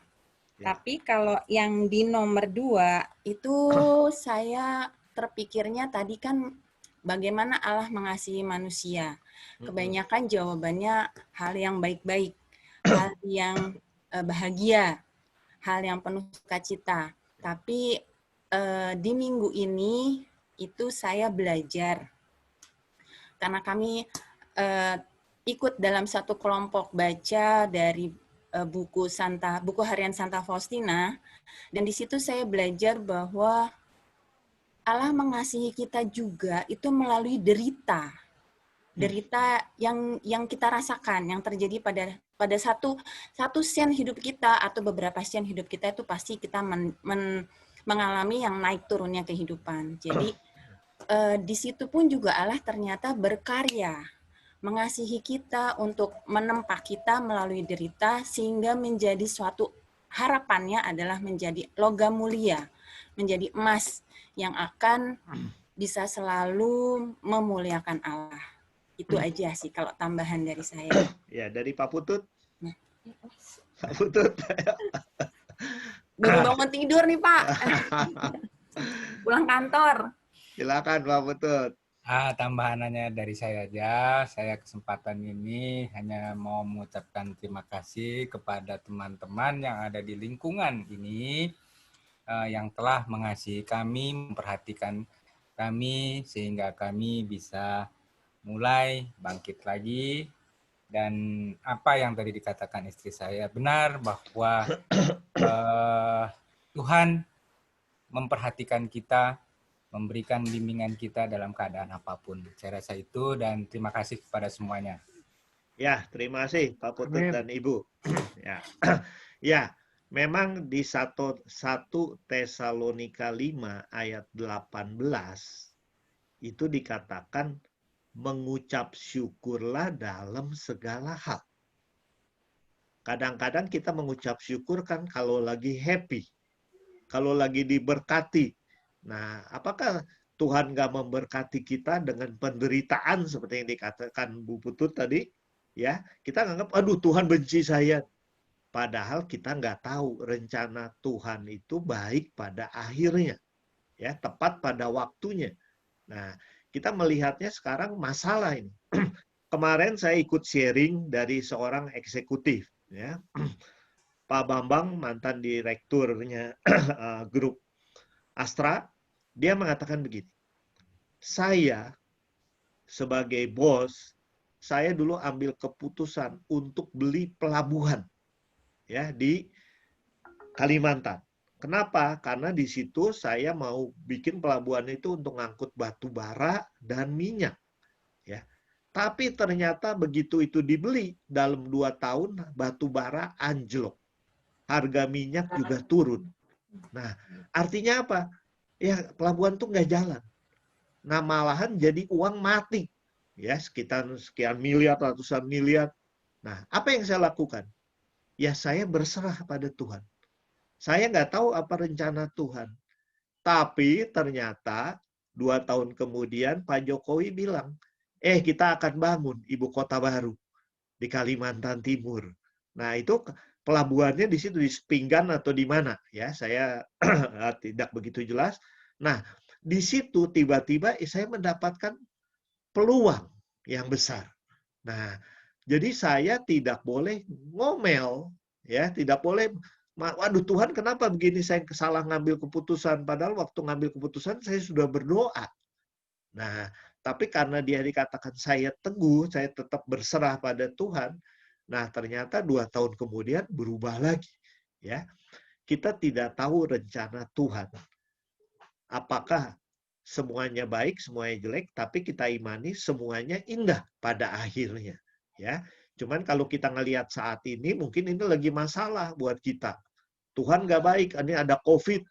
Nah, tapi sebenarnya dengan adanya COVID ini, ada nggak manfaat? Ada kan, lingkungan jadi lebih bersih, kita lebih sering kumpul keluarga di rumah. Nah, selalu ada hal-hal positif di balik setiap perkara. Karena itu tadi, bersyukurlah dalam segala hal. Ya. Kalau dilihat lagi lengkapnya 1 Tesalonika 5 ayat 16 sampai 19. Yang udah buka, boleh tolong dibacakan. Ayat 15-nya cuma 2 kata. Silakan. Bu Ica atau Bu Paulin yang udah beres duluan. Buka. Yang udah dapat 1 Tesalonika 5. Silakan Bu Ica.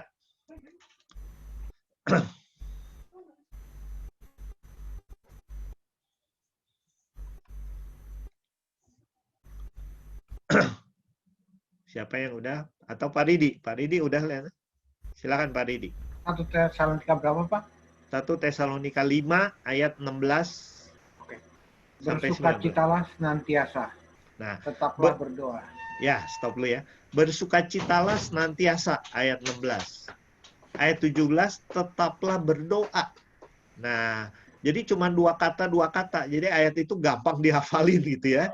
Nah, ayat 18-nya Pak Ridi. Mengucap syukurlah dalam segala hal.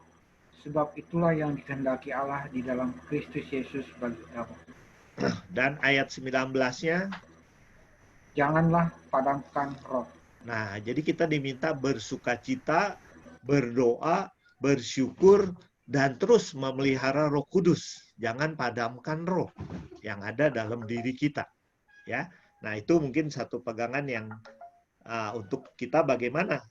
Tadi yang dikatakan oleh Bu Putut ya, dalam penderitaan pun ya sebenarnya kita lagi digosok, kita lagi diasah ya supaya jadi emas yang murni.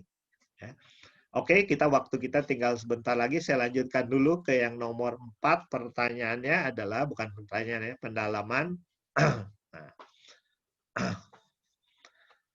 Mengapa di dalam kasih tidak ada ketakutan?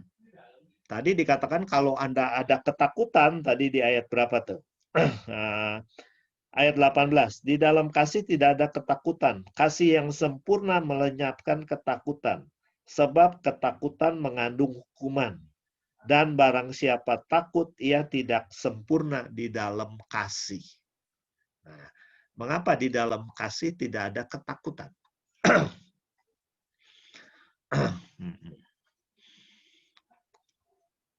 Pak Ari, ada pendapat?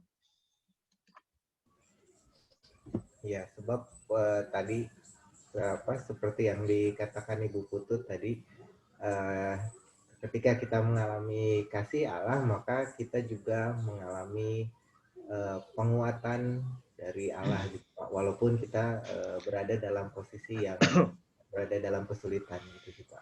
Ya. Jadi tidak akan ada ketakutan lagi. Oke, makasih Pak Ari. Pak Ari mau sharing? Boleh Pak. Ya, silakan. Ya, jadi dulu beberapa tahun yang lalu saya pernah mengalami perdarahan otak. Nah, ya. Dokter-dokter itu semua sudah bilang, oh ini sudah tidak mungkin lagi bisa terselamatkan. Jadi ya, karena kondisi perdarahan otak yang saya alami itu langka, lalu kemudian obatnya pun sulit saat itu. Nah, tapi ibu saya saat itu memasrahkan dirinya. Jadi yang ibu saya lakukan adalah berdoa rosario, tidak berhenti, dan tiba-tiba saja, memang bukan tiba-tiba ya, tapi bantuan itu datang dari berbagai sumber yang tidak pernah kami sadari gitu. Jadi tiba-tiba ada yang menawari obat dengan harga murah misalnya, tetap walaupun obat itu obat resmi, tetapi ditawari dengan harga diskon, padahal harganya tuh lumayan mahal. Lalu kemudian secara ajaib, bukan secara ajaib ya, mungkin ya menurut para dokter juga, oh kenapa tiba-tiba perdarahan itu terhenti, lalu kemudian ketika diperiksa yang katanya akan merusak jaringan otak ternyata tidak sampai seperti itu gitu. Kemudian ada banyak pertolongan bahkan dari tetangga yang tidak kami kenal, tiba-tiba datang dan memberi penguatan kepada orang tua kami saat itu. Ya, oke, terima kasih Pak Ari. Ya, jadi banyak mukjizat gitu ya. Tiba-tiba Tuhan memberikan jalan keluar yang tidak dipikirkan, yang tidak disangka-sangka. Ya, oke, itu Pak Fran, berapa menit lagi?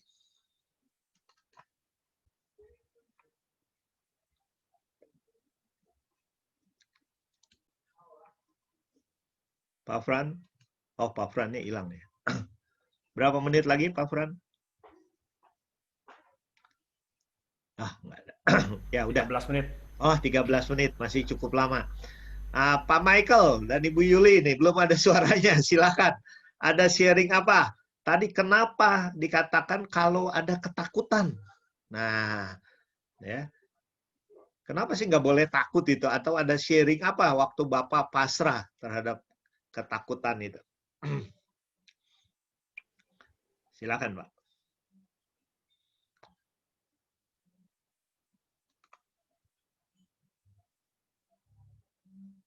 Belum, Pak. Masih mute. Ya, silakan. Jadi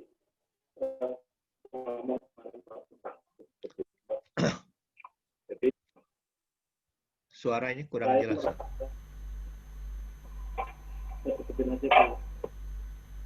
Nah, waktu sakit jadi memang saya melihat bahwa dengan saya banyak cepat berpasrah diri kepada Allah, saya itu mendapatkan banyak kesempatan yang sembuh lebih cepat. Jadi istilahnya tidak ada pintu yang ditutup oleh Tuhan. satu pintu buntu, Tuhan buka pintu yang lain. Ya.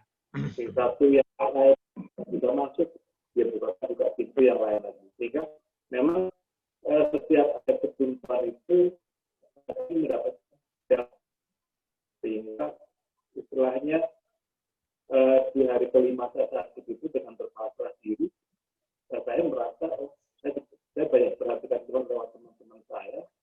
Jadi ya apa yang saya dapat dengan penyakit ya. Itulah yang kemudian membuat proses penyembuhan saya. Mungkin baiknya.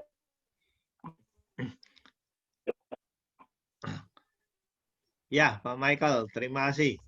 Ya, jadi teman-teman seperti yang dikatakan Pak Ari tadi juga ya, tetangga, komunitas. Nah, itu yang kita butuhkan. Ya, bagaimana mereka yang orang yang nggak dikenal, malahan kata Pak Ari tadi, tetangga yang nggak kenal kok membantu, menolong. Ya, nah, tidak peduli siapapun dia. Malahan dulu kan ada satu film yang judulnya Pay It Forward. Jadi kalau kita berbuat baik, ya kita melakukan suatu kebaikan, kita nggak usah minta balasan. Tapi orangnya katakan, ya Anda lakukan lagi kepada orang lain. Nah, jadi ternyata si A berbuat baik kepada si B berbuat baik kepada si C. Nanti ujung-ujungnya muter lagi. Kita juga akan mendapat dampak yang positif. Ya, jadi kita nggak usah, saya udah berbuat baik kepada kamu, kamu balas ke saya ya. Nah, enggak, bukan begitu. Tapi Tuhan yang punya rencana yang luar biasa. Ya. Nah, tapi jadi kita sebenarnya tadi seperti yang katakan Pak Putut, nggak perlu takut, nggak perlu khawatir, ya. Karena kalau Allah adalah kasih, pasti Allah juga mengasihi kita. Ya. Kalau dikhawatirkan dikatakan burung-burung di udara Tuhan pelihara. Ya. Bunga-bunga di ladang yang umurnya cuma sehari juga demikian indahnya. Apalagi kita manusia, ciptaan Tuhan yang terbaik. Pasti Tuhan memelihara kita. Cuman dengan cara Dia, ya, bukan dengan keinginan kita. Nah, tugas kita adalah percaya, beriman, berserah kepadanya, dan terus berbuat baik, terus lakukan perintahnya. Ya, nah itulah yang akan membawa kita kepada akhir yang luar biasa. Ya, nah. Kemudian yang terakhir ini masih berkait dengan yang tadi, apa yang harus kita lakukan setelah dikasihi Allah? Tadi kita udah bahas juga. Nah, secara sederhana, apa?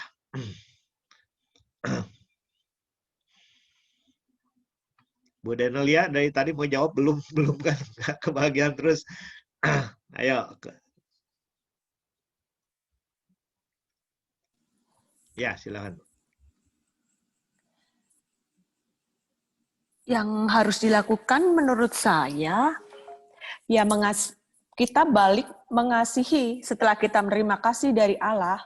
Kasih itu kita kembalikan kepada sesama, kepada Allah, juga kepada semua ciptaan dan alam semesta.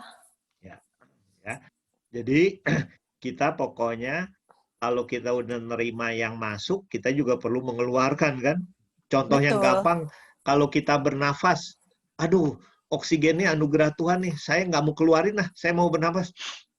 Isep lagi, isep lagi, isep lagi. Mati juga ya kalau nggak ada yang keluar, nggak seimbang. Ya, makanya kalau itu kan jadinya seperti Sungai Yordan dan Laut Mati. Ya, Laut Mati itu air masuk terus, nggak bisa keluar karena Laut Mati, danau ya sebenarnya, danau mati itu di bawah permukaan laut, airnya nggak bisa mengalir.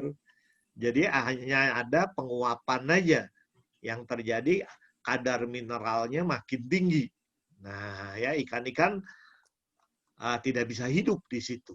Nah, jadi kita perlu ada keseimbangan, ada yang masuk, ada yang keluar, ya. Hukum alam, ya. Nah, jadi kita nggak boleh serakah. Tadi dikatakan kita udah dikasih Allah, Pak Yo menekankan itu mengubah kita menjadi sikap kita, ya, menjadi kesadaran baru. Bagaimana saya juga selalu harus mau berbagi kasih. Nah, tidak peduli orang itu mau nerima ataupun tidak. Ya, kemarin saya dengar Romo Felix, ya Felix yang dari Tangerang itu yang dia sekarang banyak bekerja ke golongan Islam, ke golongan menengah, ke Polri, ke situ, dia mengatakan, dulu saya di Paroki Odilia di Tangerang, mau ngasih sembako ditolak. Karena di sana sarangnya 212, kata Romo. Nah, terus saya melakukan pendekatan. Pendekatannya ke bawah. Dia datang ke pesantren, ke MUI, ke polisi. Nah, sehingga dia dianggap sekarang saya ini diangkat jadi adik oleh ketua MUI di Tangerang. Ya. Setiap ada acara apapun dia diundang. Ya. Ada pesantren wisuda, dia diundang. Ya. Dia juga aktif. Sekarang dia undang tokoh-tokoh masyarakat kalau rapat perlu di gereja. Dan mereka juga mau datang. Ya, jadi bukan sesuatu yang haram lagi untuk ke gereja.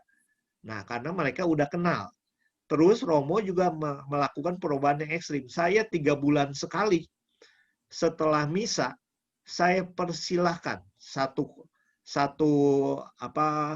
ustadz yang baik, yang bagus, ya, untuk khotbah di gereja. Dan ternyata begitu khotbah di gereja, umat paroki saya betah. Malahan mereka nggak mau pulang, nggak gelisah gitu, nggak sebenarnya lihat jam. Kata Romonya, kenapa kamu kalau ustadz yang khotbah kok betah? Kalau Romo yang khotbah mau pulang cepet. Nah, kata umat di sana katanya, kalau khotbah ustadz membumi, kalau khotbah Romo mengawang-awang. Nah, jadi nah itu adalah suatu pendekatan yang luar biasa. Ya, dia sekarang jadi tokoh masyarakat, membangun rumah untuk orang miskin. Dananya dari mana, Mo? Dananya dari gereja ya, karena dia juga membawa Monsinyur Kardinal itu keliling. Ada Romo yang saya kenal yang agak negatif. Oh, Romo itu mah karena itu habis-habisin dana gereja untuk melakukan pendekatan. Tapi ternyata Romo Felix bilang, saya paling gunakan uang gereja itu kalau mau beli pupuk. Ya, untuk bantu, hanya pupuk. Yang lain dari mana? Dana desa banyak. Dana desa itu nggak dipakai atau nggak ada yang bisa mengelola. Nah, saya cuma bantu itu. Nah, jadi itu yang menarik. Romo Felix itu, dulu Romo Felix itu hobinya melakukan penyembuhan terhadap karismatik. Nah, sekarang dia rupanya udah bukan apa ya, fokusnya, bukan fokus mungkin ya karena tugas, dia melakukan pendekatan ke umat-umat lain. Ya, karena dia merasa ini juga penting, bukan merasa penting ya, sangat penting memang. Nah, itu yang dia lakukan, yang beliau lakukan. Ya. Sampai sini itu di sesi pertama kita, Allah adalah kasih. Ya, jadi kasih tanpa syarat. Allah mengasihi kita selagi kita masih berdosa. Karena itu tadi yang tekan Pak Yoyo itu juga hendaknya menjadi sikap kita. Ya. Jadi kasih memang kalau tadi saya katakan love in action, nah menjadi suatu tindakan, nah menjadi suatu sikap, ya. Dan kasih itu kepada siapa? Kepada semua makhluk, manusia, musuh yang dibenci, ya, lingkungan, tumbuhan, binatang dan sebagainya, malahan makhluk lain tadi ya. Kita perlu mendoakan arwah-arwah di api penyucian. Dan setelah itu kita juga harus mau berbagi kasih, ya, jangan hanya mau menerima, tapi mau berbagi juga terhadap sesama, siapapun dia. Wah itu sih bukan Katolik, saya nggak mau ah. Nah bukan begitu, ya kita banyak contoh Ibu Teresa, tadi Romo Felix dan sebagainya. Nah kepada siapa saja yang membutuhkan, ya, terutama memang yang ada di sekitar kita. Tapi juga kalau ada yang jauh kita tahu butuh, ya kita bantu. Ya, bantu, Romo Felix menekan, bukan hanya dengan uang. Ya, dengan ide, dengan pikiran, dengan tenaga. Nah, jadi pokoknya Anda berbuat baik kepada orang lain sudah mengasihi. Ya. Itu jadi tidak ada alasan, saya nggak bisa membantu orang karena nggak punya uang. Nah, bukan hanya uang. Ya, tenaga, ide, dan sebagainya. Nah, itu materi kita hari ini, Allah adalah kasih, maka kita pun harus punya kasih, harus memiliki kasih. Kalau nggak punya kasih, minta sama Tuhan yang mempunyai kasih. Ya, terima kasih. Kalau ada tambahan, Bu Insan, Pak Yoyo, Pak Paulus. Oke, terima kasih. Ya, silakan. Franz, ada waktu berapa lama? 2 menit, 3 menit boleh? 2 menit Pak, silakan. 2 menit? Ya. Oke, baik. Bapak Ibu sekalian, saya mau sedikit menjelaskan dan sharing mengenai rencana pembangunan gereja. Jadi tadi pagi ketika saya jalan ke kantor, saya di-call oleh Romo Endro hubungan dengan rencana pembangunan gereja Bogor Timur. Di sini kami, bukan hanya saya, mendapatkan suatu arahan dari beliau untuk mematangkan kembali beberapa tahun yang sudah pernah diungkap dan sempat mandek lah, katakanlah seperti itu. Nah, sebagai informasi ke Bapak Ibu sekalian, bahwa kita di wilayah Bogor Timur, yang terdiri dari 3 wilayah, sudah ada suatu lahan yang sedang kita incar, yaitu malah di daerah kita sendiri, di Bogor Lakeside, di mana lahan itu malah di-offering atau ditawarkan oleh PT SCG atau dalam hal ini PPA yang dikelola oleh Departemen Keuangan. Seperti kita ketahui bahwa SCG atau Lakeside Sisi Lake nanti akan ada suatu perubahan yang cukup signifikan di lingkungan kita. Pada saat itu melalui Pak Markus, salah satu manajer, dan kemudian saya diperkenalkan oleh Pak Leon, General Manager, kebetulan Katolik juga, ditunjukkanlah suatu lahan lebih kurang 3.000 sampai 5.000 meter square.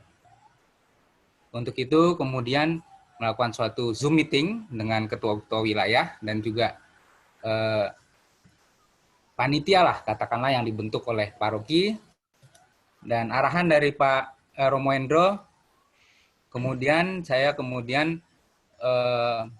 menghubungi salah satu dari perizinan di Pemkot Bogor, namanya Pak Noval, untuk dapat bertemu membicarakan hal ini. Jadi lahannya lebih kurang 3.000 sampai 5.000 meter square, terserah dari kita. Kemudian kami akan hari Kamis nanti ketemu dengan bagian perizinan untuk memastikan peruntukan dari lahan tersebut. Jika memang positif dari Pemda, lalu langkah selanjutnya adalah nanti tentunya mengenai pembiayaan, mencari dana dan segala macam. Jadi Kamis nanti saya ditemani oleh Romo Endro dan salah satu ketua wilayah. Untuk kali ini kami mohon bantuan, mohon support, mohon doa dari teman-teman sekalian, sehingga apa yang dari dulu kita angan-angankan bersama, mudah-mudahan dapat kita berhasil lah, intinya supaya kita di Botim punya gereja baru. Saya rasa itu aja. Terima kasih.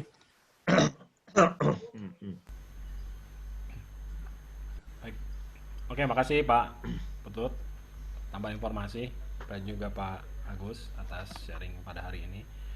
Sebagai informasi aja tambahan untuk pertemuan berikutnya tanggal 10 September, Bapak Ibu semua, dengan tema Yesus adalah anak manusia, Raja Kerajaan Surga. Jadi tema ini nanti akan dibawakan oleh Ibu Agnes Insan ya. Mana ya Bu Agnes Insan ya? Yang mana ya orangnya ya? Halo Bu, ya makasih. Jadi Bapak Ibu semua, ini sungguh menarik ya dari pertemuan kita kali ini. Terima kasih banyak Pak Agus sekali lagi, dan juga teman-teman semua, Bapak Ibu semua yang telah hadir. Untuk langsung saja karena sudah penghujung acara, mungkin Pak Agus nanti bisa mendoakan doa penutup. Setelah itu baru kita naikkan satu lagu penutup, Pak. Ya. Silakan. Oke, terima kasih Pak Fran, terima kasih teman-teman semua. Mohon maaf kalau ada kesalahan dari kata-kata saya ya, atau memberi contoh mungkin yang terlibat ke pribadi Bapak Ibu. Nah, ya kiranya semuanya bermanfaat buat kita, terutama buat saya pribadi juga. Dan untuk itu, marilah kita tutup acara kita. Kita mohon berkat bimbingan Tuhan agar semuanya bermanfaat bagi kita. Mari kita satukan hati dan pikiran kita. Dalam nama Bapa dan Putra dan Roh Kudus. Amin. Allah Bapa yang Maha Pengasih, Engkau telah membimbing kami, Engkau telah mengutus Roh-Mu untuk memimpin sharing pembelajaran kami. Kiranya Tuhan semuanya boleh membuat kami semakin dewasa, membuat kami semakin mengenal Engkau, semakin mengerti kehendak-Mu, dan kiranya kami boleh menjadi alat-Mu untuk membagikan kasih kepada sesama kami, kepada semua makhluk, terhadap semua ciptaan yang sudah Kau ciptakan ini. Tuhan, jadikan kami alat-Mu yang sungguh-sungguh taat, sungguh-sungguh layak di hadapan-Mu. Dan berkati kami pribadi demi pribadi, agar kami malam hari ini dapat beristirahat di dalam damai-Mu, dan juga merenungkan apa yang telah kami bahas, sehingga besok boleh kami bagikan juga kepada sesama kami, kepada teman-teman kami, dan semuanya. Tuhan, kami mohon diri, biarlah semua yang kami lakukan adalah demi kemuliaan-Mu semata-mata. Terima kasih Bapa, terima kasih Tuhan Yesus, terima kasih Allah Roh Kudus. Kemuliaan kepada Bapa dan Putra dan Roh Kudus, seperti pada permulaan, sekarang, selalu, dan sepanjang segala abad. Amin. Amin. Dalam nama Bapa dan Putra dan Roh Kudus. Amin. Terima kasih semua. Belum difoto. Foto dulu Frans ya. Sebelumnya, ayo Bapak Ibu, sebelum kita akhiri, mari kita nyanyikan dulu satu lagu pujian untuk bahwa kita sebagai anak Allah, kita telah dikasih oleh Allah. Nah, itu juga merupakan identitas kita sebagai umat Katolik tentunya. Dan juga sudah dijelaskan dan di-sharingkan teman-teman semua bahwa ya sebagai anak kasih Allah kita juga perlu ada tindakan nyata ya dari teman-teman semua, dan juga tindakan itu dan tidak melulu dari sukacita dan sukacita saja, tapi juga merupakan duka cita, juga kita harus selalu bersyukur dan mengasihi. Oleh karena itu, Bapak Ibu, mari kita angkat satu lagu pujian ya pas mengenai kasih tadi yang telah disampaikan kepada teman-teman semua, bahwa kasih itu lemah lembut, kasih itu memaafkan, kasih itu murah hati. Mari kita angkat satu lagu pujian, semoga ini dapat meneguhkan kita semua.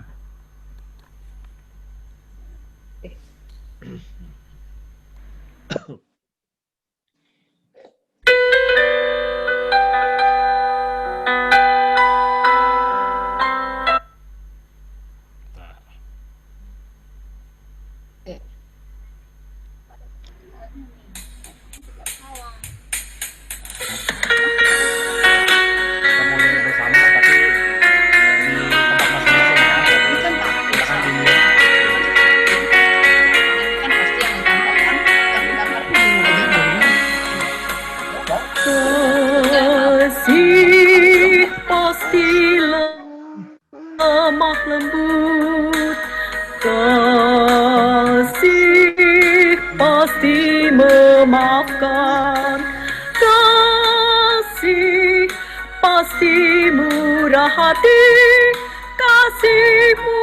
kasih-Mu Tuhan. Ajarilah kami ini saling mengasihi, ajarilah kami ini saling mengampuni, ajarilah kami ini kasih-Mu ya Tuhan, kasih-Mu kudus tiada batasnya.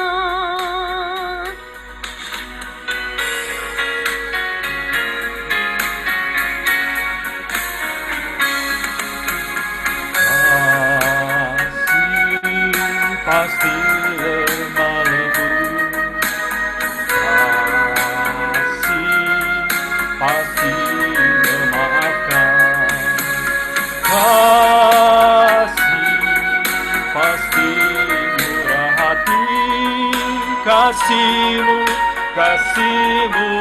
Tuhan.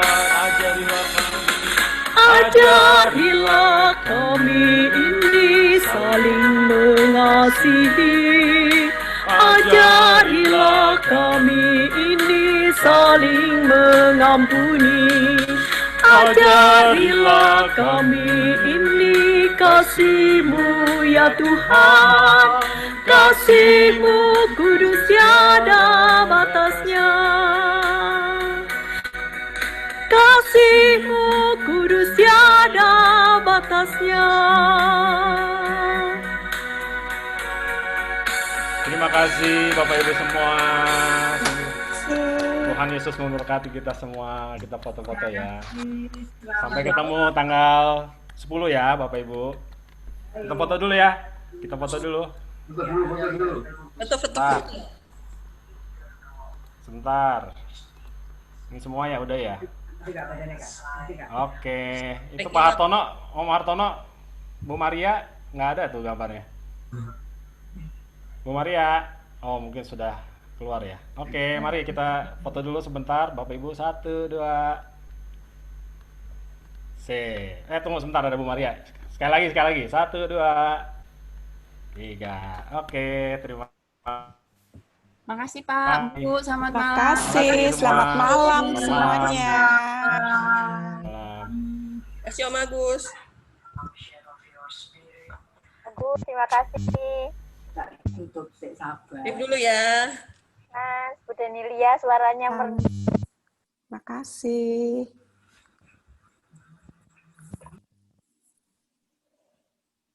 Thank you semua. Makasih, Pak. Tunggu pertemuan kedua. Ya. Om Asun, saya Om Asun, Oma. Saya hari Kamis. Kalau hari Kamis saya agak telat ya, mungkin sama Novi dulu sebentar ya. Novi. Ya, nanti saya nyusul. Ya, hari Kamis. Oh, hari apa? Hari Kamis nanti sebentar sama Novi dulu. Novi sama Denelia juga, Ibu Denelia juga gitu. Nanti saya menyusul. Saya udah Borong ya, Bu. Ya, soalnya udah mulai itu, Oma, pengayaan itu loh, pengayaan yang PCC. Ya. Saya usahain sih jam 7 lah bisa gitu.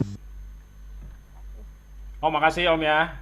Om Agus, Bu Denelia. Makasih, sama-sama. Bu Maria, Bu Fani, dadah.